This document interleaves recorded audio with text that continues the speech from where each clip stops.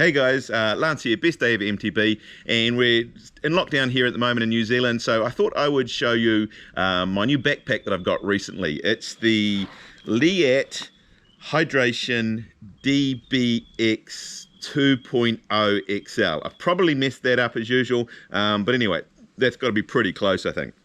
Okay, so if you're looking for a small, lightweight backpack that you can carry your car keys in and a little bit of water and maybe your mobile phone, this is probably not the backpack for you. This is a bit of a beast of a thing, and there's a reason why I bought this, and I'll explain more when we unpack it. Now, I'm going to try and do this review in one take, which is never usually my strong point, but a couple of reasons. One, the weather's terrible. It's nice at the moment, but it keeps bucketing down with rain, and so I'm going to try and get this without having to run out of the rain. Two, I've loaded the backpack up here. It's pretty full, and I don't want to have to unpack it and pack it and unpack it each time. So let's give this a go. So, okay, features. You can carry a helmet on the outside of this backpack.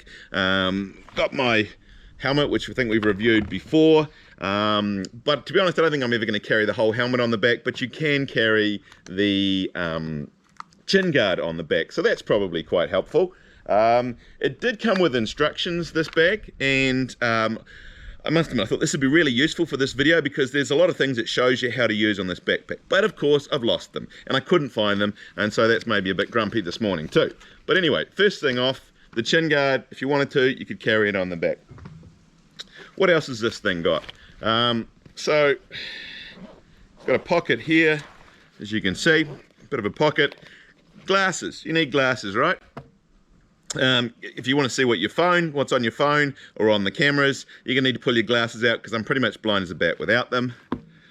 Maybe you want your wallet if you're gonna go and stop and get some food and things. All right, that's that one done. Then we've got this big pocket on the front. I got some goggles, always handy, goggles. Elbow pads, might need those. Tube, you're going to need a tube, I guess, if we're going out for a long ride. Tools, what have I got in my tools? I've got a tiny wee pump, tyre levers, CO2 canister, CO2 thingy, what's it, and some chain links and tubeless repair kit and all those sort of things. So we'll add those to the pile.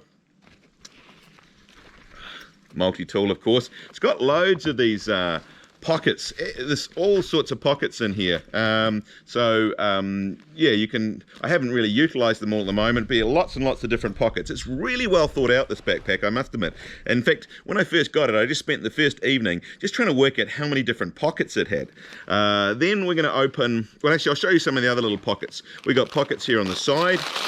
You might need some emergency bag of hula hoops. Maybe some emergency chocolate bars.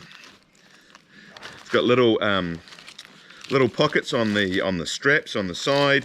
Again, emergency sweets, emergency chocolate bars. I mean, you don't get to my weight without loading up on calories. They even got a little apple stuck in the side. A muesli bar. Pocket for your car keys. All right, what else has this thing got? So we're getting now into the main chamber of this thing. So we've got another thing, raincoat, my favorite raincoat, which I believe they don't make anymore, which I'm a little bit annoyed about. You're probably wondering what these are, aren't you? These are actually, can't even get the end off there, stick that in the ground, stick your GoPro on the top, ride past it, you get yourself a shot. That's what when you can't afford a cameraman. So we got those. But this is the main reason that I bought this thing. I wanted something that was capable of carrying this giant big beast in here. What's in this big beast, you say? It's my drone. Pretty cool, eh? Haven't got to use it as much as I would have liked yet, but it's not easy in New Zealand. There's a lot of places you can't fly them. You've got to get people's permission to fly them. So yeah, it's It's not as easy as some other countries. I'm a bit jealous of some of the footage I've seen. The other thing in New Zealand is everywhere's covered in trees, so trying to make a video with a drone in heavily dense bush is a challenge. Alright, so coming back to the main backpack, obviously we've got some water, and it's actually quite cool. It's got this hydration pack here, and I must admit I haven't used it yet. Pops off the bottom. The water comes right out the bottom, so hopefully you can get all the water out of it. It's 2 litres, which is a reasonable volume. And the other cool thing about this is it's not a long one that goes up your back, but it sits down on your hips, so the weight is kept really low. So again, they seem to have thought of everything with this thing. Apparently the hose as well can either come out the top of the backpack, or I haven't actually tried it, I believe it can come out the side if you want that as well. Another unique feature, and this is one thing I did worry about with this backpack, was that it doesn't have a strap around your waist, around this bit. It actually sort of has a chest harness design, and I was really worried because if you've ever ridden with some backpacks and when you go over a jump or a little bit of a drop or something, the backpack bounces up and down on your back, and that's a horrible feeling. But this thing, so I was a bit worried it didn't have one, but actually the system, the chest harness system, it doesn't work, it doesn't bounce, so it works really well.